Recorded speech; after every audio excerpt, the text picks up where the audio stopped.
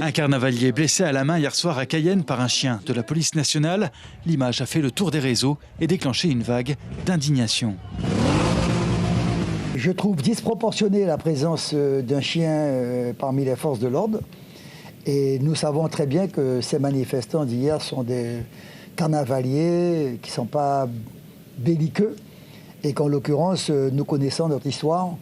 Et fondamentalement, nous ne partageons pas la présence de ce chien dans le cadre des forces de l'ordre. On fait remonter à la surface des choses qui étaient enfouies en nous, d'accord ? Notre passé, d'accord ? Ce passé esclavagiste de la France qui ne fait pas l'honneur de la France. Donc nous allons résister. Et si un chien devait mourir, on verrait la SPA, ça ferait la une des journaux. Mais nous assumons parce que nos chiens, nous les éduquons. Dans un communiqué cinglant, l'ancienne garde des Sceaux, Christiane Taubira, déclare: si c'est délibéré, l'usage n'en étant ni habituel, ni général, ni banal contre des manifestants, c'est une provocation scandaleuse que l'on aurait cru exclusive à des forces extrémistes, racistes et pro-esclavagistes. Et certains élus réclament des sanctions immédiates au sein des services concernés. Je pense que c'est un acte qui doit être puni. Donc à mon avis, le maître chien doit l'être, mais aussi le directeur de la sécurité publique.